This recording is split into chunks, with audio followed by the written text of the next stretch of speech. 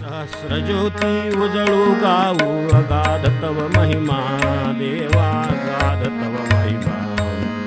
सहस्रज्योती उजळू गाऊ अगाध तव महिमा देवा अगाध तव महिमा. ओवाळूया जय नारायण विष्णू परब्रह्मा जय जय विष्णू परब्रह्मा जय जय विष्णू परब्रह्मा.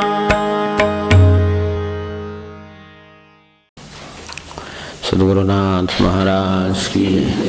यस्य स्मरणमात्रेण जन्म संसार बंधनात् विमुच्यते. नमस्तस्मै विष्णवे प्रविष्णवे. नमस्तमस्तभूतानां आदिभूताय भूते अनेकरूपरूपाय विष्णवे प्रभविष्णवे. ओम नमो भगवते वासुदेवाय. व्यासानी प्रेले जे जे नामते पूज्यादहि चित्तशुद्धिरथचिंतो यालपत्यातील प्रत्यही. सद्गुरुनाथ महाराज की. भगवान विष्णूबद्दल बोलायचं त्याची सुरुवात विश्व शब्दापासून केली असं आपण पाहतो. त्यातल्या सर्व शब्दापर्यंत आलो होतो. 3 शब्दामध्ये आपण घेतले, थोडेसे पाहिले सोडले आणि त्यानंतर आणखीन 1-2 शब्द बघायचे, असं या पद्धतीनं जावं. असं आता विष्णू हे तर स्वरूप शब्दात सापडत नाही म्हणून विश्वापासून सुरुवात केली असं आपण म्हटलं. कारण विष्णू स्वरूप कळणं किंवा शब्दात येणं म्हणजे विष्णू स्वरूप होणंच थोडक्यात. कारण प्रत्यक्ष ते होऊन समजण्याची गोष्ट आहे, ती वर्णन करण्याची शब्दातली गोष्ट नाही. हे आपण अगदी सुरुवातीच्या जे 2 नामं विष्णूची पाहिली त्यात पाहिलेले आहे. तेव्हा ओळखीचं म्हणून विश्वापासून सुरुवात केली. कशालाही विष्णू म्हणता येईल असं त्याचा खरा अर्थ. पण मला ओळखीचं काय आहे, विश्व ओळखीचं आहे म्हणून विश्वापासून सुरुवात केली. तेव्हा ओळखीच्याकडून जे अनोळखी आहे त्याच्याकडे जाणं, याला आपण शिक्षण म्हणतो. आपल्या शिक्षण काय आहे, नाहीतरी मला जे माहिती आहे त्याकडून जे माहीत नाही त्याच्याकडे जाणं, ही आपली शिक्षणाची प्रक्रिया आहे. ज्ञाताकडून अज्ञाताकडे असं आपण शिक्षणात जातो नेहमी. म्हणून शाळेत गेल्यानंतर पहिल्यांदा तुझं नाव काय वगैरे इथपासून विचार. जे माहिती आहे त्याच्या पुढचं आता जे माहीत नाही ते त्याला शिकवायचं आहे. त्यामुळे तिथपासून सुरुवात. तुला काय काय येतं, मग आता ते त्याला जे येतं आहे त्याच्या पुढचं आता त्याला शिकवायचं आहे. तर असं तऱ्हेची शिक्षण प्रक्रिया असते. तसं विश्वम ही विष्णू सहस्रनामातली शिक्षण प्रक्रिया आहे असं आपण समजूया. विश्वमचे ते तिथे ते 2-3 शब्द घोटाळणारे आहेत, ते एकत्रच आहेत तिन्ही त्याच्याबद्दल जे पुढे म्हटलेले आहे ते. तर या ओळखीच्याकडून अनोळखीकडे जाणं ही शिक्षण प्रक्रिया म्हटलं की काय होतं, थोडंसं कठीण वाटतं आपल्याला.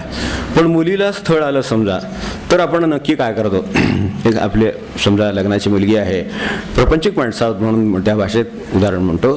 तर कुणी ओळखीचं आहे का आपल्या, म्हणजे कुणी सुचवलं, मामाने सुद्धा, हां ठीक आहे, म्हणजे काहीतरी ओळखीचा धागामध्ये आहे, मग मामांच्या ओळखीचे आहेत. मग आता ते मामांचं ते कोण, मामी आत्या काय जे असेल ते, तिच्या जावेच्या नंडेच्या भावाचं वगैरे ते सुद्धा चालतं.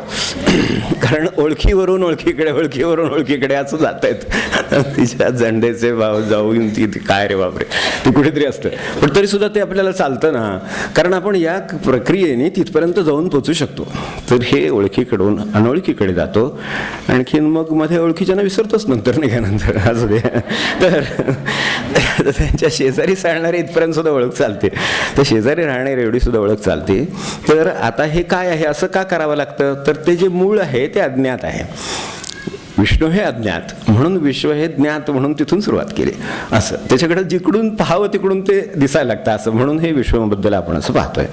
तर ते मूळ स्वरूप अज्ञात असल्यामुळे जे ज्ञात आहे तिकडून आपण तिकडे गेलो. अज्ञात आहे याचा एक बाजूचा अर्थ आहे आपल्याला माहिती आहे, अज्ञात म्हणजे ज्याच्यावर अंधार पसरलेला आहे, जे दिसत नाही ते अज्ञात.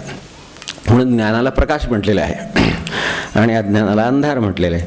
तर तसं ह्या सगळ्या अंधारातून आपल्याला तिथपर्यंत जायचं आहे, त्या प्रकाशापर्यंत जायचं आहे. पण ते आपल्याला ह्या अनोळखीमध्ये प्रांत आहे सगळा.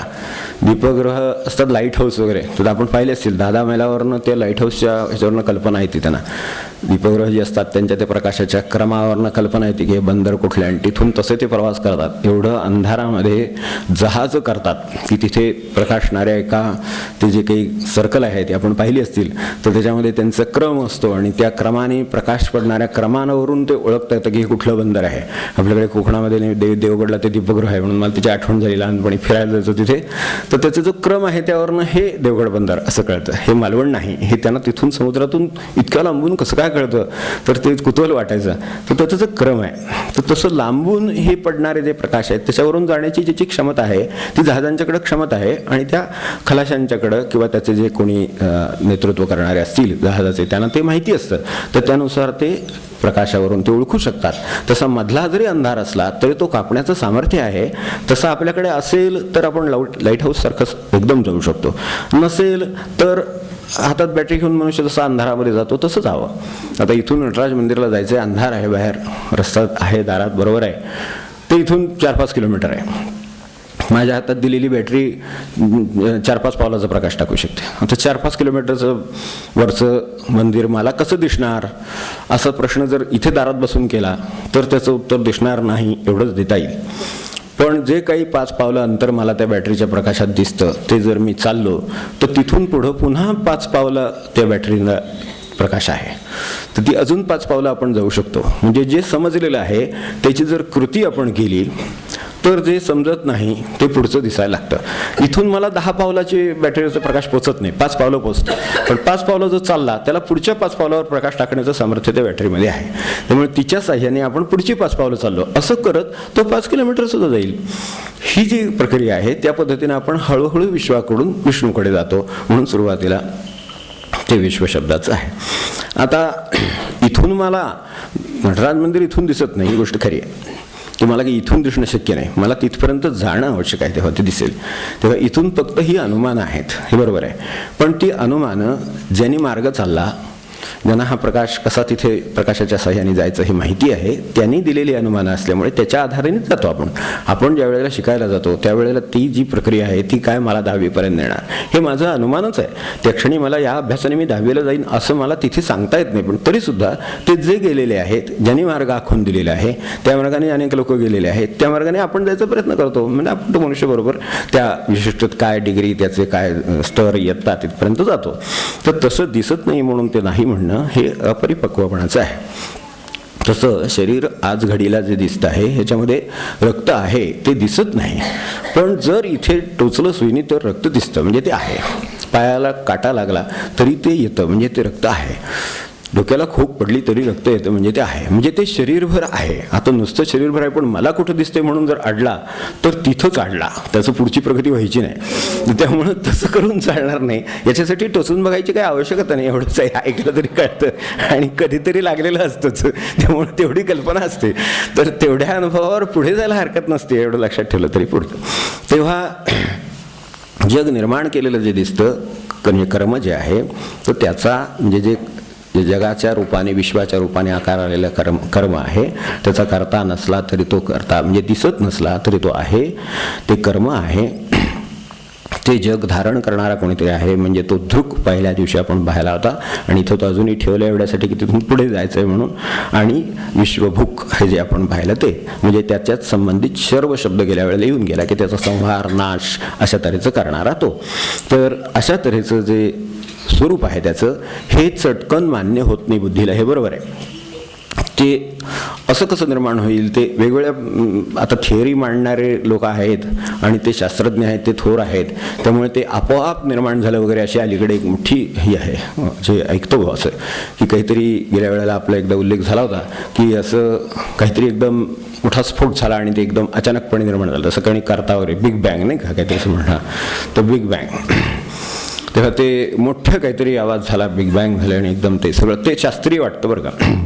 तर असं एक बिग बँग झालं, काहीतरी स्फोट झाला आणि ते झालं, त्याला कोणी करता नाही वगैरे असं हे साधूकडे एक वाद घालत होता, त्याची आठवण झाली. तो मनुष्य हे असलं बिग बँग वगैरे घेऊन त्याच्याकडे वाद घालत होता. असं काही नसतं, असतं तर दिसलं असतं, त्याची अर्थी दिसत नाही, त्या अर्थी ते नाही आहे. आणि हे असं अचानक घडलेलं आहे, असा स्फोट झाला आणि ते सगळं ईश्वर जन्माला आलं आणि हे सगळं त्यामुळे आपोआप चालू आहे, सगळं आपोआप चालू आहे. तरी सांगितलं, अरे बाबा मुलगा आहे, म्हणजे आई वडील आहेत, आई वडील आहेत, म्हणजे त्यांचे आई वडील आहेत, असं ते सगळं सांगायचा प्रयत्न केला. पण ते साधारणपणे चिकित्सक लोक ऐकण्याच्या किंवा प्रामाणिकपणाच्या मूडमध्ये कमी असतात अनेक वेळेला, तर त्यामुळे ते वाद त्याला घालावा लागला. आणखीन ते झाल्यावर त्यांनी बघितलं एक क्षणभर हे काही मिटणार नाही. तर त्यांनी त्याच्याकडे बघितलं, ते जे बसला होता समोर वाद घालत, तर एक दुसऱ्या क्षणात त्याच्या मागं जो याचा शिष्य बसला होता, चटकन याच्या पाठीत एक काठी बसली. हा जो चिकित्सक होता ज्या पाठीत एक काठी बसली, त्यावर त्यांनी चटकन रागाने मागे वळून बघितलं. तुमची शिष्य होता, त्यांचाच एक शिष्य मागे बसला होता. काठी बसली. काठी बसल्याबरोबर आता रागही येणार, लागणारही थोडंसं, म्हणजे हलकंच होतं शिष्यांचं, म्हणजे गुरुचं मारणं हलकं असतं तसं, तर ते कळावं म्हणूनच असतं फक्त. तर ते दुसऱ्या क्षणी दुसरी काठी इकडून बसली, त्याबरोबर पण ती समोर परत बघितलं गुरुकडे. अशी एक साधूची गोष्ट सांगतात. तर त्यांनी पुन्हा गुरुकडे बघितलं, ते एकदम मागे बघितलं तेव्हा तिकडनं काठी बसली. ती बस बघतोय कोण मारते म्हणून बघितलं, तोपर्यंत इकडे काठी बसली, म्हणून परत गुरुकडे वळून बघितलं तर गुरु समोर बसलेले. ते म्हणाले की काय म्हणाल तुम्ही मारताय मला? म्हणजे मी काय मारलेलं नाही. ते मागे त्यांनी मारलं, त्यांनी मागे मारलं, मला काय माहिती नाही. आता हे काय दिसतात काठी इथे समोर दिसते, तुमच्या इथं काठी दिसते, मी तिकडे बघत होतो तेव्हा तुम्ही मारलं, ती तिकडे बघत होतो तेव्हा त्यांनी मारलं. असं काय मला काय वाटत नाही, काठी तर इथं पडलेली आहे, ती आपोआप उठून गेली असेल आणि कदाचित तुमच्या पाठीत बसली असेल. तो म्हणलं पण मी मागं बघत होतो त्यावेळेला, इकडनं कशी बसली? इकडनंही आपोआप बसली असेल आणि कदाचित तुमच्या पाठीत बसली असेल. तो म्हणलं काय माझी चेष्टा करता का? तर म्हणलं तू माझी चेष्टा करतोस का? मग एक साधी काठी इथे पडलेली आहे, ती तुझ्या पाठीत बसायची झाली तर त्याच्यासाठी सुद्धा एक हात लागतो आणि त्याने ती उचलून मारावी लागते. अर्थात ती मारल्यानंतरच काही ना कळतात, त्याला माझा इलाज नाही म्हणला. पण ती जी काठी आहे ती उचलून मारायला लागते ना कोणीतरी. एवढं जर पाठीत काठी बसल्या जर क्रियेमध्ये जर एक करता लागतो आणि त्यामुळे हे कर्म निर्माण होतं, तर ह्या संबंध एवढ्या सगळं हे आपोआप निर्माण झालं असं तुला पटतं? हे तुझी पटवणारी बुद्धी कुठली? याचा तू विचार केलास का कधी? तर हे बरोबर आहे म्हणला, तू म्हणलास हे बरोबर आहे, तुला लागलं हे मला मान्य आहे. त्यांनी ते जे लागलं होतं हातावर, त्याच्या पाठीवर हात मागेवर मारल्यानंतर जे लागलं होतं त्याच्यावर त्याने हात फिरवला आणि तो साधू होता त्याने जे हात फिरवला, त्या हात फिरवल्याबरोबर त्याला जो काही थोडंसं लागलं होतं ते निघून गेलं, त्याचं वळही निघून गेला आणि त्याला त्या वेदनांचा विसरही पडला. तर अशी त्याची त्या साधूची गोष्ट आहे. साधू एकच म्हणाला फक्त त्याला की हे बरोबर आहे, ही जी काठी पडली ही उचलून तिथे जायला हात कारणीभूत झाला. मग हात कारणीभूत झाला तर हात कसा काय गेला आणि तो आपोआप तिथे गेला का? तर नाही. हाताला प्रेरणा कोणी दिली? तर कुठली तरी मेंदूच्या हालचालीने त्याला प्रेरणा दिली. तर मेंदूने प्रेरणा दिली म्हणून तो हात उठून तिथे जाऊन बसला ना, हे तुला मान्य आहे ना? मान्य आहे. ही जी मेंदूला प्रेरणा मिळाली तो मेंदू चालू होता म्हणून मिळाली. आपल्याकडे नाही का ते रक्तपुरवठा बंद पडला आणि वगैरे वगैरे काय झालेलं नाही तसं पण सांगितलं, म्हणजे असं काहीतरी होतं ना, म्हणजे त्याला ते हृदयाने प्रेरणा दिली. ठीक आहे म्हणलं, ही हृदयाने प्रेरणा दिली म्हणून तो मेंदूने काम केलं, ते हृदय चालू होतं म्हणून हे घडलं. म्हणजे ह्याचंही कारण ते नाही, केवळ हात गेला एवढं नाही, केवळ मेंदू चालू होता एवढं नाही, केवळ हृदय चालू होतं एवढं नाही. पण आता हृदय कसं चालू होतं ते माहिती नाही, त्याच्यात जे काय होतं त्यामुळे ते चालू होतं. ते काय होतं आत आणि जे काय गेलं किंवा जातं ते काय आहे ते माहिती नाही. त्यांनी ह्यातलं काही केलंय का? तर नाही. पण ते होतं म्हणून हृदयाने काम केलं, ते होतं म्हणून मेंदूने काम केलं, ते होतं म्हणून हाताने काम केलं, ते होतं म्हणून काठीने काम केलं, ते होतं म्हणून तुला आता काहीतरी कळायला लागले. हे तुला पटलं का? आता पटलं. हे सगळं मला आता पटलेलं आहे. तर म्हणाले असं आहे, आता ते जे चैतन्य आहे त्याचा ह्याच्यात रोल काय आहे तुला कळलं का? की ते फक्त साक्षी रूपाने आत होतं. ते जेव्हा साक्षी रूपाने असतं त्यावेळेला आपले सगळे व्यवहार व्यवस्थित चाललेले असतात. ते ज्या वेळेला नसतं त्यावेळेला ह्या हृदयाचाही उपयोग नसतो, त्या मेंदूचाही उपयोग नसतो आणि त्या हाताचाही उपयोग नसतो, काठीचा तर त्याच्यापेक्षा नसतो. तर हे सगळं असतं ते अशा क्रमाने चालतं त्यावेळेला असतं. यावरून तू लक्षात घे की ही जी कर्म घडतात त्याच्या मागे व्यवस्थित रूपाने करता कारणीभूत असतो. फक्त तो कसा कारणीभूत आहे? तो साक्षी रूपाने कारणीभूत आहे. हे सगळं व्हायच्या आधी हृदय होतं, ते सगळं व्हायच्या आधी त्याच्या आधी चैतन्य होतं. हे कधी होतं? त्याच्या आधी होतं. याच्यात जे म्हटलंय ना स्वयंभू आहे ते. आता त्याला हृदय चालायला म्हणजे एक त्याच्या मागचा हात घ्या, हात चालायला मेंदूचं कारण घडलं तेव्हा हात चालला. काठी उठून जाऊन बसली नाही पाठीत किंवा हातावर, तिला चालायला त्याच्या आधी त्याचा मागचा हात लागला, ते चालायला त्याच्या आधी त्याच्या मागचं मेंदू लागला, त्याच्या आधी त्याच्या मागचं हृदय लागलं, हे सगळं त्याच्या आधी लागलं. हे जे चालू झालं त्याच्या आधी काय लागलं ते काय ते सापडत नाही. ते तुला दिसतंय का? माझ्या ठिकाणी काय आहे नक्की की ज्यामुळे माझं हृदय चालू आहे ते तुला दिसतं का? तर नाही. पण हे ह्याचं आद्य कारण आहे की नाही? आहे. मग ते जे आहे तशा स्वरूपाचा परमेश्वर असतो असं समज, असं समजच. कारण ह्याचा अनुभव तुला आहे, मला आहे, पण तो मला सांगता येत नाही, तुलाही शब्दात मांडता येणार नाही. ते काय आहे हे तुला शब्दात मांडता येणार नाही, पण ते आहे हे मान्य करावं लागेल. म्हणून तर तुला लागलेलं तुला कळलं, तू मला प्रश्न विचारलास. आता हे जे काही मी केलं त्यामुळे ज्यानं तुझं सगळं दुःख निवारण झालं तेही त्याचंच कर्तृत्व आहे. किती शक्ती आहे तिच्याने हे सगळं तुझं दुःख नाहीसं करण्याचं सामर्थ्य त्याच्यामध्ये आहे. हे जे पूर्ण कर्म आहे याचा विचार, एक साध्या कर्माचा विचार केलास तर तुला एवढं सापडलं. हे विश्वकर्मा जो आहे त्याच्या कर्माचा जर विचार केलास तर तुला कर्त्याचं स्वरूप तुझ्या आटोक्यात येईल का याचा तू एक क्षणभर विचार कर. मग हे कर्म काय आहे ते कळेल. आता ते चैतन्य उठून ह्यात कुठे धडपड करायला गेलं होतं का? तर ते नव्हतं. ते ह्यात फक्त होतं. ते असल्याशिवाय ह्यातलं पुढचंही काम कुठलंही होणार नाही हे नक्की. ते जर त्यात नसेल तर हे काम होणार नाही. ते असलं तर काम होतं, पण ते त्याला कारणीभूत आहे. चैतन्याने उठून तुला मारलं ह्यातल्या शरीरातल्या असं तुला म्हणता येईल का? तर नाही. ती क्रिया हृदयापासून सुरू झाली. हां, मग ती हृदयापासून जी सुरू झाली ती आणि ते चैतन्य याचा नक्की संबंध तू सांगू शकशील का? तर म्हणला मी सांगू शकत नाही. पण आहे की नाही? तर आहे. तो तुला अमान्य करता येईल का? तर नाही. तो मला मान्य करावा लागतो. हेच नेमकं भगवंताचं आपल्या संबंध विश्वामध्ये आणि आपल्या जीवनामध्ये तुझं स्थान आहे. त्याला साक्षी असं म्हटले आहे. तो तिथे आहे, विद्यमान आहे. तो विद्यमान आहे म्हणून सर्व कर्म आहेत. आता तो नसेल तर ह्यातलं काही होणार नाही, हे तितकंच खरं आहे. तर हे त्याचं एक स्वरूप. आणि या सगळ्याच्या आधी ते विद्यमान होतं. मी जेव्हा जन्माला आलो त्याच्या आधीपासून मी जन्माला आलो आणि चैतन्य जगात निर्माण झालं असं झालेलं नाही आहे. चैतन्य जगात आधीपासून होतं. हे जे स्वरूप आहे भगवंताचं ते आधीपासून होतं. माझ्यातली प्रत्येक गोष्टीला काहीतरी कारण आहे. त्या हाताला तो मेंदूचं क्रिया कारण असेल, मेंदूला हृदयाचं क्रिया कारण असेल, सगळं अगदी आपल्या स्वतःच्या शरीराला कारण असेल. हे सगळ्याला कारणं आहेत, पण त्याला मात्र कारण नाही काही. कारण ते त्याचं अस्तित्वच जिथं तुमच्या आटोक्यात येत नाही तिथं त्याचं कारण तुम्ही कसं ठरवणार? आणि असं कारण ठरवता येत नाही म्हणून ते स्वयंभू आहे. बाकीच्या सगळ्या गोष्टी भूभवती म्हणजे घडणे, या घडण्यातून जन्माला येतात. जे स्वतः घडू शकतं. स्वतः घडण्यासारखं आपल्याकडे काही नाही आहे. जे स्वतः घडेल असं नाही आहे. ते कशाने तरी घडवावं लागतं. मूर्ती झाली तरी मूर्तिकार लागतो, दगड लागतो. जी सगळी कारणांची परंपरा सांगितली ती सगळी लागते. ती कारणं असल्याशिवाय ती मूर्ती आकाराला येत नाही. कुणीतरी घडवणारा, कुठली तरी चिन्नी, कुठला तरी दगड, हे सगळं असल्याशिवाय साधी मूर्ती घडत नाही. तर ही मूर्ती अशी घडेल का? तेव्हा ह्या सगळ्या मूर्तींना, ह्या सगळ्या गोष्टींना कारणं आहेत. पण याचं जे मूळ कारण आहे त्याला कारण नाही. ते स्वयंभू आहे. ते स्वतः आकाराला येतं. एवढं लक्षात ठेवलं तर म्हणला आणखीन जरा प्रकाश पडेल ह्याच्यावर. आता ते काय करतं ह्याचं ते धृक त्यांनी हे धारण केलेलं आहे. चैतन्याने शरीर धारण केलेलं आहे म्हणून हे सगळे व्यवहार सुरू आहेत. ते हृदयाचे पण सुरू आहेत, ते हाताचे सुरू आहेत, ते पायाचे सुरू आहेत, सगळ्या अवयवांचे सुरू आहेत. आपल्या शरीरापुरते चैतन्याने धारण केले म्हणून. तेव्हा ते धारण करतं म्हणून हे व्यापार सुरू आहेत. यातला कुठला व्यापार मी करतो अशी जर आपली समजूत असेल तर त्यासाठी हे 3 शब्द महत्त्वाचे आहेत. एक ते स्वयंभू आहे, ते तुमच्या माझ्यावर अवलंबून नाही. त्यांनी हे सर्व कर्म घडवून आणलेलं आहे ही दुसरी गोष्ट. त्याचं ते कारण साक्षी रूपाने आहे हे तितकंच खरं. त्या स्वतःला कशामुळेही दुसऱ्या कसल्यामुळेही आकार येत नाही. ते स्वतःला घडवू शकतं. ते स्वतः घडतं. स्वयंभू आहे. आपण काही वेळेला मूर्तीना स्वयंभू मूर्ती म्हणतो बघा. पण त्या मराठी त्याला कोणी घडवलं नाही आहे असं म्हणतो आपण. त्या स्वयंभू मूर्तीत नाही, ते घडलेले नसतात. पण त्याला सुद्धा एक आकार आहे. तो आकार कशाचा तरी आहे. म्हणजे पुन्हा ते कुठेतरी आपल्या आकारामध्ये आणि त्या सगळ्या चक्रामध्ये, कारणाच्या चक्रामध्ये स्वयंभू मूर्ती कशाची, कशावरून ठरवलं? ती गणपतीची आहे, महादेवाची आहे, कामकेची आहे, तमकेची आहे. म्हणजे काहीतरी आकार तुमच्या मनामध्ये आहेत. तितपतच स्वयंभूचा परिचय आपल्याला आहे. हे जे स्वयंभू आहे ते फार आपल्या दृष्टीच्या आणि तर्काच्या पलीकडचं स्वयंभू आहे. एवढं लक्षात ठेवलं तरी चालेल. स्वयंभू शब्द परिचित आहे म्हणून.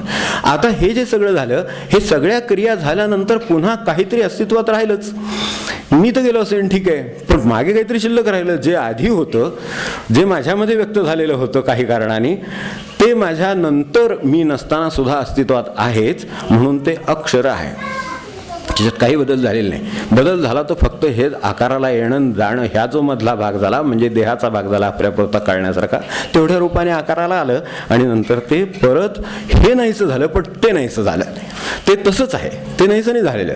चैतन्य नाहीसं झालं नाही, तर हे शक्यच राहणार नाही. सगळं हे चक्र जे चालू आहे ते केवळ चैतन्याचा सर्वत्र वास आहे, किंवा ते तसंच्या तसं असतं म्हणूनच हे सुरू राहतं.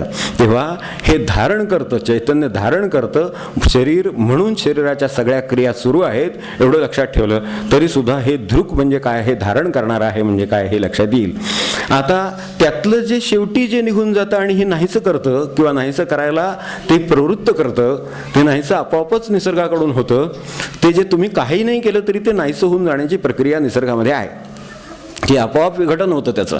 ते जे विघटन होतं ती जी प्रक्रिया आहे, याही प्रक्रियेचा निर्माता जो आहे त्याला ते करावं सुद्धा लागत नाही. तर ती जी नाहीशी करण्याची प्रक्रिया आहे ती विश्वभूकमध्ये त्या आली. तर हे जे भूक म्हणजे जे संहार करणार आहे, किंवा आपण मागे आपलं त्याच्या अगदी सुरुवातीला म्हटलं होतं, तर तसं ती भक्षण करणं आहे. ते विश्वाचं शेवटी भक्षण करणं आहे. विश्व आकाराला आणणं आहे, ते मेंटेन करणं आहे, ते ठेवणं आहे आणि ते भक्षण करणंही आहे. या सगळ्या गोष्टी मी सुद्धा छोट्या प्रमाणात आपल्यात घडताना आपल्याला दिसतील. आपल्यामध्ये सुद्धा स्वयंभू नसलो तरी आकाराला येतो. मी सुद्धा काही धारण करतो. मी स्वतः आकाराला आलो की नाव धारण करतो, स्वभाव धारण करतो, कर्म धारण करतो. आत्ता मगाशी म्हटलं तशी घरं धारण करतो, इस्टेटी धारण करतो, मुलं नातवंड अमकं तमकं सगळं धारण करतोच ना. ते मी आहे त्याच्या भोवती ती सगळं फिरत असतं. त्यातलं ते बाजूला गेलं तर वडील की मुलगा हा संबंध आला, किंवा वडील किंवा मुलगी हा संबंध आला, वडील किंवा नात हा संबंध आला. वडील बाजूला गेले की नात आणि ते त्यांचा संबंध सुरू झाला. आता तो नातू नाही, आता ती मुलगी किंवा मुलगा एवढंच राहिलं. आता तो अमक्याचा नातू असं नाही राहिलं, कारण ते नाही तर राहिलेले त्यातला. धारण करतो, पण ते धारण केलेलं मधलं गेलं की मग यातला एक एक टप्पा कमी कमी होत जातं. तसं शेवटी मी स्वतःला नष्ट करू शकत नाही, पण मी नष्ट होतो ही क्रिया मात्र होते. तेव्हा माझी मर्यादा ही कशी आहे आणि विश्वाच्या कर्त्याच्या मर्यादा, म्हणजे मर्यादा नाहीत हे खरं लक्षात घेणं, पण मर्यादा कोणत्या आहेत यातला फरक लक्षात घ्यावा. एवढ्यासाठी हे 3 शब्द आपण समजून घेतले तरी चालतील. तर हा खरा आपण धारण करतो, पण त्या धारण करण्याच्या मर्यादा लक्षात ठेवा. आपल्याला सारांशाने साधकांसाठी पुन्हा याचा अर्थ बघायचा, तो खरा महत्त्वाचा आहे. तर आपण जे धारण करतो ते सर्व मर्यादित आहे. भगवंत जे धारण करतो ते सर्व अमर्याद आहे. आपण साधं धारण करतो, एक समजा काही प्लॉट धारण केला, याच्या नावावर अमुक अमुक जमीन आहे, ते काय त्या उतार, आता अमक्यावर तर नाव आहे, कुठेतरी ते काय ते नाव लागलेलं असतं, काय कार्डावर काय ते याच्यावर प्रॉपर्टी कार्डावर अमक्यावर तमक्यावर कुठेतरी नाव आहे, ते तमक्यांचं नाव आहे, हे यांचं नाव आहे म्हणून यांची जमीन आहे. मग ही यांच्या गावची जमीन का ह्यांची जमीन, तर तशी ती गावची जमीन. गावची जमीन का राज्याची जमीन, तर राज्याची जमीन. तुम्ही पुढे पुढे गेलात की तुमची मालकी त्याच्यातली कमी कमी होत जाते. तुमची जी धारण केलेली आहे ती धारण करणं बरोबर आहे, पण हे गावाचा प्रश्न आला तर मग ते लँड ॲक्विजिशन ते नाही का ते ॲक्वायर करून टाकतं सगळं. हां देईल, फार तर किंमत देईल, किंवा अलीकडच्या काळात ती सुद्धा मिळायला उशीर लागेल तर ती देईल, पण ती जी किंमत आहे ती तेवढी देईल की तुमची मालकी संपली. म्हणजे हे माझं आहे म्हणून मी अल्टिमेटली त्याच्यावर बसू शकत नाही. ते दुसऱ्या कोणाचं तरी आहे मुळामध्ये. ते त्यांनी ठेवलं तर माझं, त्यांनी नाही ठेवलं तर त्यांचं. मग ते गावाचं ठरलं तर ते गावाचं होतं अशा वेळेला समजा. म्हणून तर हे असं होतं ना, धरण किंवा अमुक तमुक काहीतरी एखादं राज्याच्या पातळीवरची गोष्ट निघाली की तुमची मालकी त्या ठिकाणी नाहीशी होते, कारण ती मालकी मर्यादित आहे. अमर्याद मालकी असलेली एकच वस्तू आहे, ती भगवंत. एवढं लक्षात ठेवलं तर या सगळ्याचं तसं हे क्षर हे जे अक्षर आहे हे नष्ट न होणारी गोष्ट आहे. माझ्या सर्व या गोष्टी ज्यांनी मी आकाराला अनुभव घेतो त्या सर्व क्षर स्वरूपाच्या आहेत. त्या सगळ्या नाहीशा होणं, क्षर म्हणजे विरघळणं, नष्ट होणं, तर अशा स्वरूपाचे आहेत. आपण शब्दांना अक्षर म्हणतो, त्यातली किती अक्षरं असतात कोणा ठाऊक, सगळी क्षरच असतात आपली, हो की नाही. आपलं कार्ड सुद्धा कोणी वाचित नाही, तिथं आपलं काय अक्षर असणार की नाही, ठेवून तो कोणी देतच नाही, हो की नाही. शब्द बोललेले चार तो ऐकत नाही, त्याच्यापुरते तेवढे सुद्धा टिकत नाहीत, हो की नाही. काम सांगितलेलं त्याचं परत येईपर्यंत लक्षात राहत नाही. तेव्हा आपली अक्षरं बोलतो आपण, का अक्षरं बोलतो ते आपलं आपण ठरवलेलं आहे. तर असं इतकं क्षर म्हणजे नाहीसं होणार आपलं, फक्त त्याला आपण अक्षर शब्द वापरतो. पण खरं अक्षर काय असेल तर जे आधी होतं आणि जे नंतर आहे आणि जे कधीही नाश पावत नाही, इनडिस्ट्रक्टिबल. खरं सांगायचं तर इनडिस्ट्रक्टिबल, विनोबा म्हणायचे ते बरोबर आहेत की इनडिस्ट्रक्टिबल 2 अर्थाने असतात.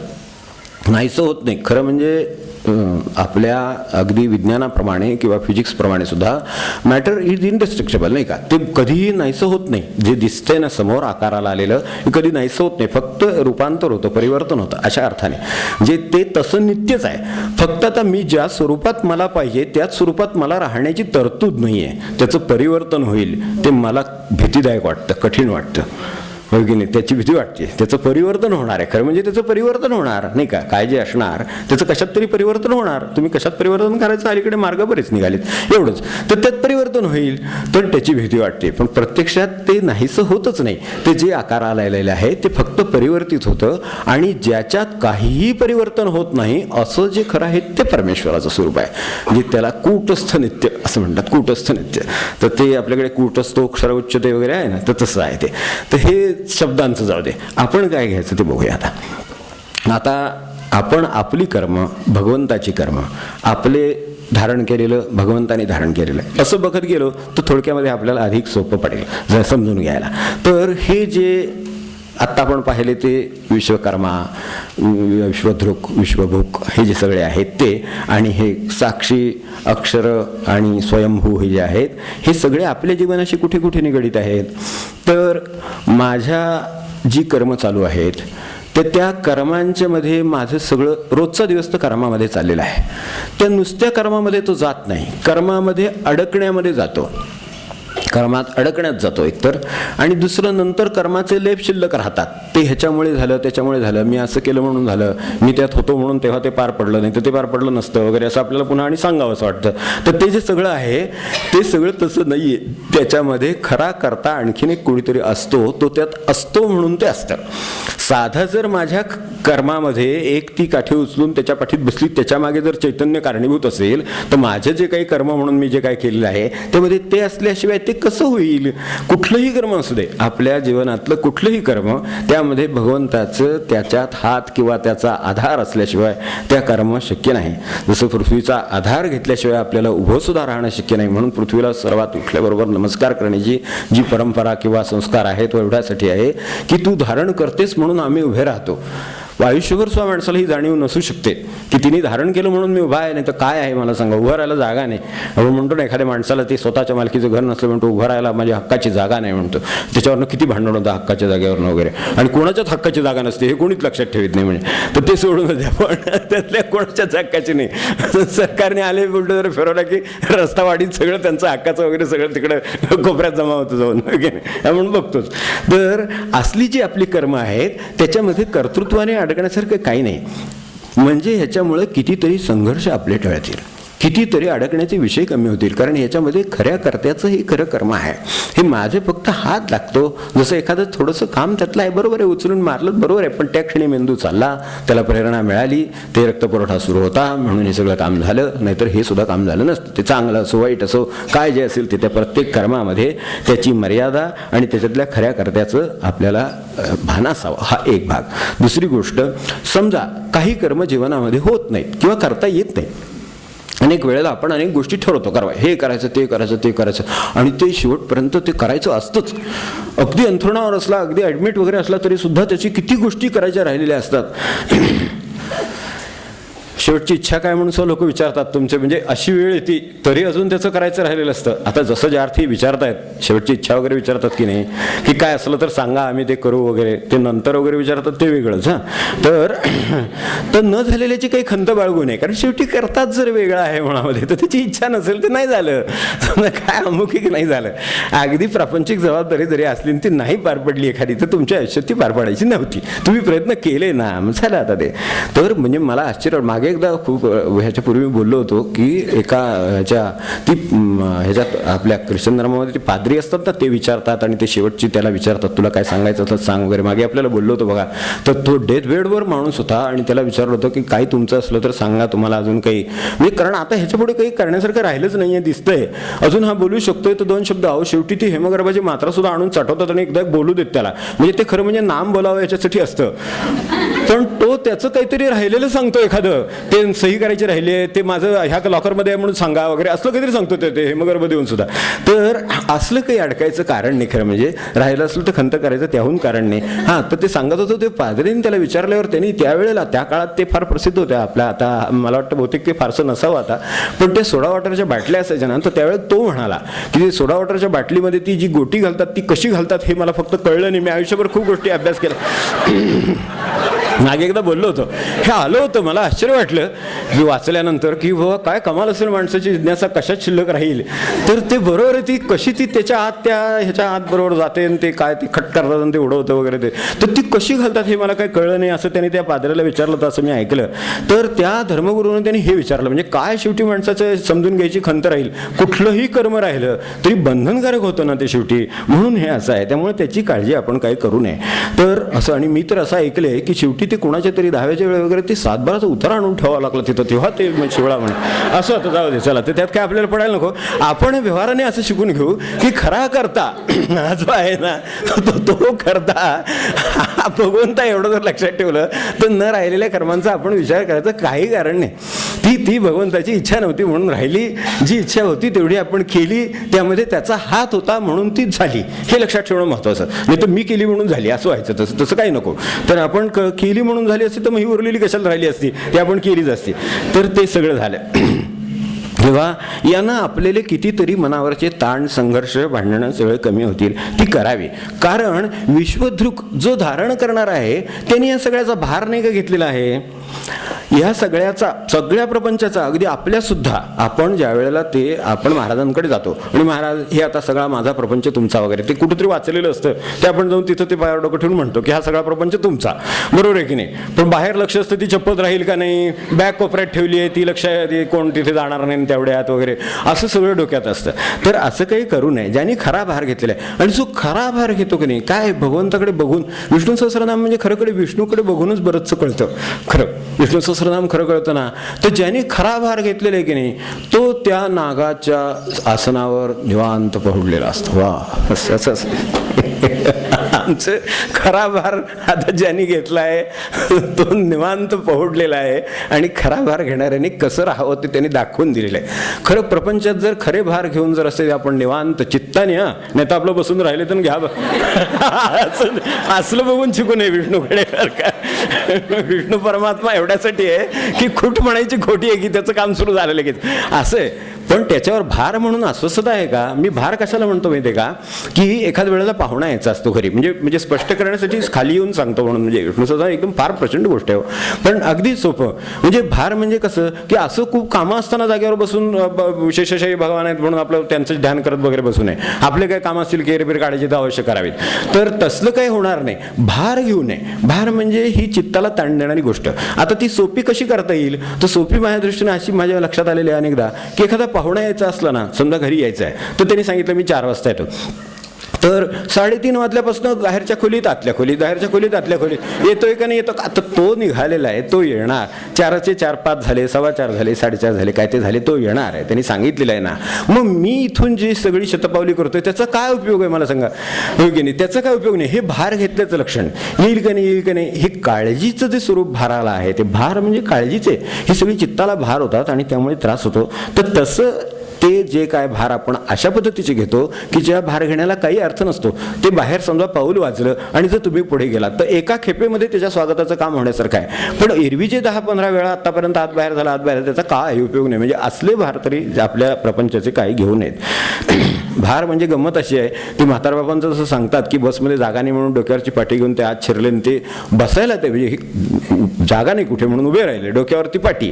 तर त्यांना म्हटलं बाबा तुम्ही ही पाठी खाली ठेवा. आता तुमचा बस स्टॉप की नको नको नको, ती तशीच्या तशी पाठी घेऊन डोक्यावर ते बसचा स्टॉप पेपर्यंत उभे होते, आणि मग शेवटी ते पुढच्या दाराने उतरून ती पाठी डोक्यावर घेऊन खाली उतरले. आता एवढा काळ जी बसमध्ये चालत होती तेवढ्या काळात ती पाठी खाली ठेवली असती तर चाललं असतं. तेवढी पाठी ठेवण्याएवढी जागा होती, ह्यांना बसण्यासारखी नसली तरी सुद्धा ती पाठी ठेवण्याएवढी जागा होती.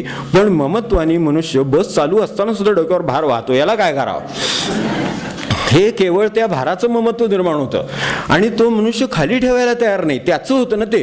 ती जी टोपली होती त्याच्यात जे काय साहित्य होतं किंवा जे काय होतं भार ते तो त्याचा होता. त्यामुळे तो त्याचा असल्यामुळे स्वतःच व्हायला पाहिजे. तुम्ही स्वतःच व्हायला पाहिजे. पण आता तुम्ही बसमध्ये आहात ना, ती चालतीये ना, तुम्ही वर डोक्यावर घेतलं आणि खाली ठेवलं तरी ती चालणारच ना. मग तुम्ही हलके राहून ते खाली ठेवले ते ठेवा ना खाली. मग आता जे काही गुरुनी पत्करलेलं आहे तेवढं तरी खाली ठेवायला हरकत नाही निदान की नाही.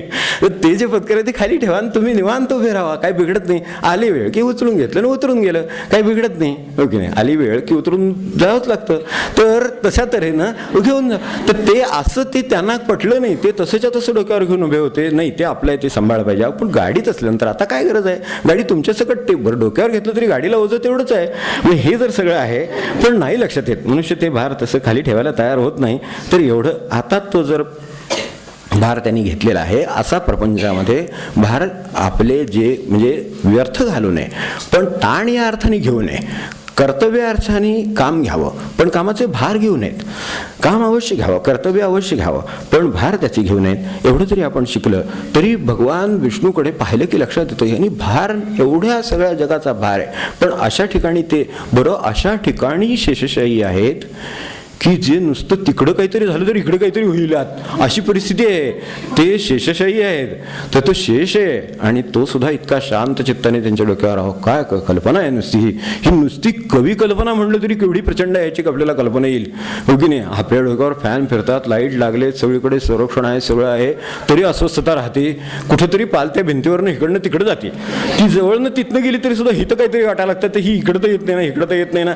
ते विष्णू राहिले, ते सहस्रनाम राहिलं, सगळं राहिले. काय असं अशी अवस्था आहे. हे कसं आहे सांगा. हे भार कसले भार म्हणजे काय गरज नाही याची. ते स्वतः त्या शेषावर त्यांना जे स्थान दिलेलं आहे किंवा त्यांनी घेतलेलं आहे त्याच्यावरनंच कल्पना करावी की प्रपंचाचं स्वरूप काय आहे बस, आणि त्याच्यावर कसं आपण शांत राहायचं आहे हे शिकण्यासाठी भगवान विष्णूंचं ते चित्र आहे की त्याच्यावर ते शेषशाही आहेत आणि ते तसंच स्वरूप आहे त्याचं. पण जर का समजा तुम्ही शांत असला तर तो प्रपंचाचा शेष सुद्धा तुमच्या माथ्यावर शांतपणे सावली धरायला तयार आहे. का एवढं नाही. तर अशा स्वरूपाचं खरं प्रपंचाचं स्वरूप ओळखून ज्यांनी त्याचा भार अशा तऱ्हेनं विश्रांत होऊन घेतलेला आहे ते त्यांच्याकडून शिकावं. कारण तो भार दृकमध्ये त्यांनी घेतलेला आहे. आता भूक आहे ते भक्षण करणं आहे. तर आपलं जे भक्षण आहे ते फक्त जगणं आणि कर्तव्य यांसाठी भक्षण असावं. आपण विशेषतः काय म्हणजे भक्षण म्हणजे मला असं नुसतं अन्नाचं म्हणायचं नाही.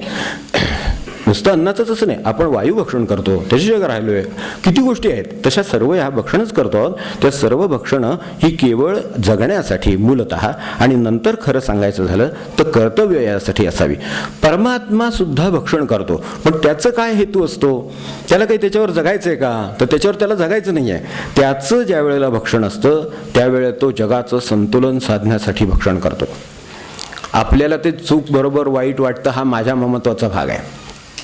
तो संतुलन साधण्यासाठी करतो, तो हितासाठी करतो, तो सृष्टीची नवनिर्मिती करण्यासाठी करतो. भगवंत भक्षण करतो, सगळी सृष्टीसुद्धा भक्षण करतो.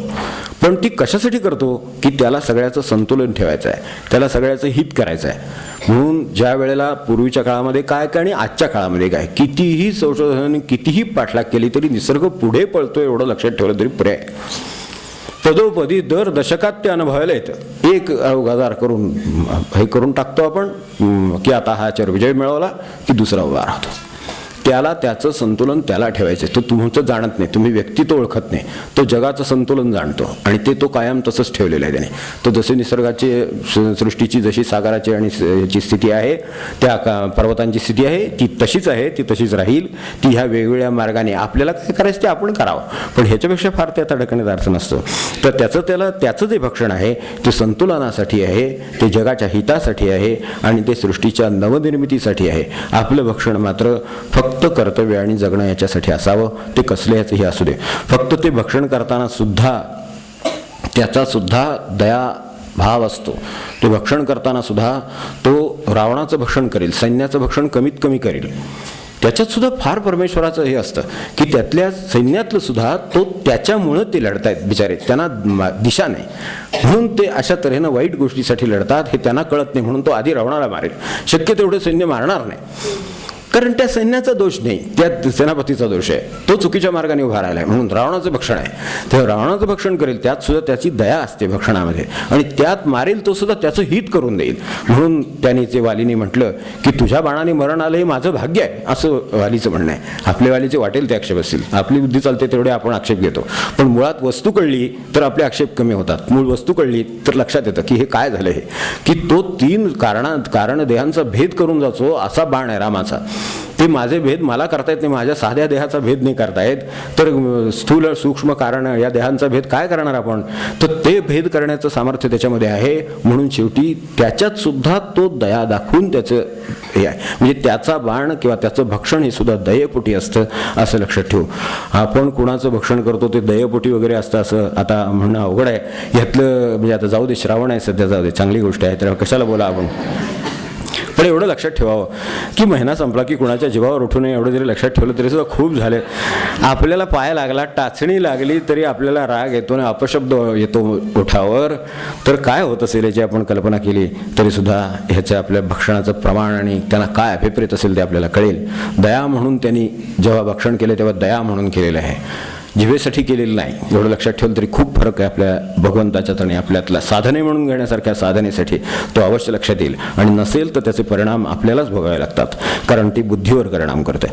शेवटची गोष्ट 8वी, की ह्या सगळ्यातून आपल्याला 8वी आणि 9वी आपल्याला काय शिकता येतं. त्यातलं स्वयंभू जे आहे ते परमेश्वर आणि आपल्यातला फरक लक्षात ठेवण्यासाठी आहे. आपण स्वयंभू नाही एवढं लक्षात ठेवलं तरी ज्यांच्यामुळे निर्माण झालो तिथपासून ज्यांच्यामुळे अस्तित्वात आहोत तिथपर्यंत सर्व भान आपल्याला त्यामुळे ठेवता येईल, आणि भगवंताची आणि आपल्यातली अंतर काय आहे याची कल्पना येईल, की जो स्वयंभू आहे तो आणि मी कशामुळे तरी निर्माण होतो तो आणि कशामुळे तरी जगतो तो, यातला फरक जरी लक्षात आला तरी सुद्धा कितीतरी गोष्टी खाली येतील. आपल्या ज्या अहंकार असतात, ज्या गोष्टी जे कर्तृत्वाचे असतात, त्या सगळ्या गोष्टी कमी येतील.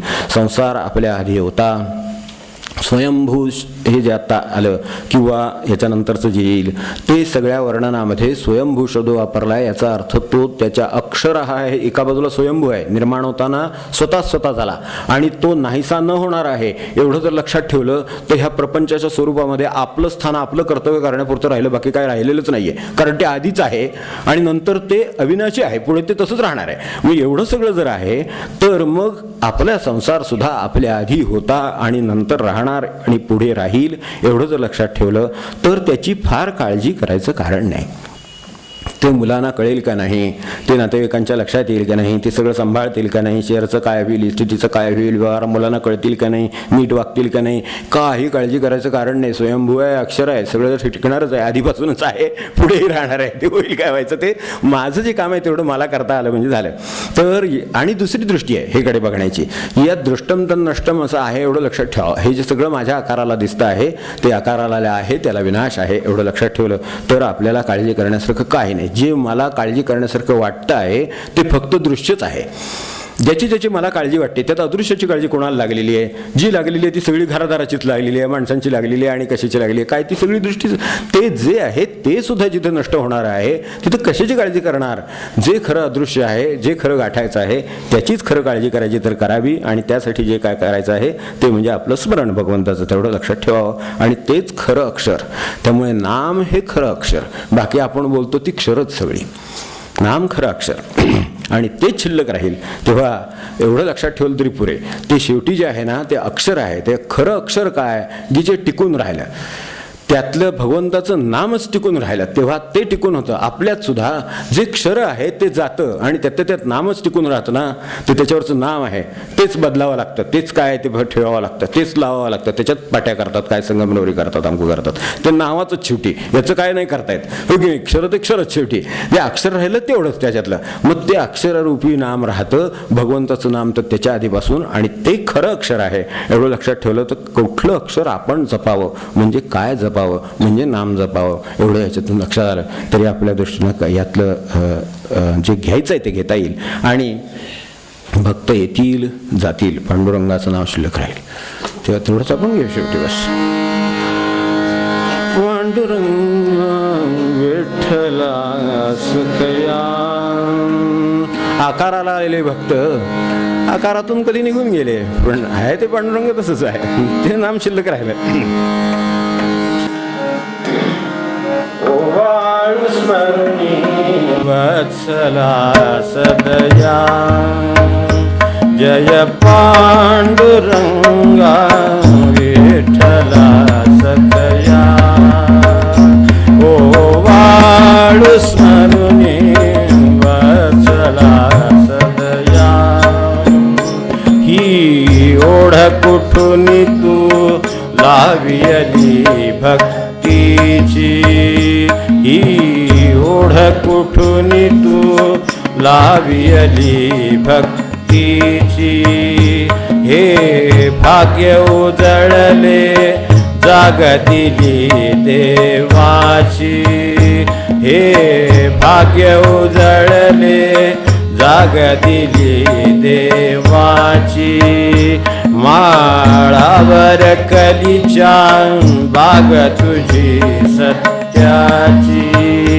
माळावर कलीच्या बाग तुझी सत्याची या भक्त जगती रक्षण भक्ता देशी या भक्त जगती रक्षण भक्ता देशी भक्ता देशी जय पांडुरंगा विठ्ठला सदया जय पांडुरंगा विठ्ठला सदया ये अपात्र कुणीवा पात्र तुझ्या पायाशी ये अपात्र कुणीवा पात्र तुझ्या पायाशी तू दर्शन मात्रे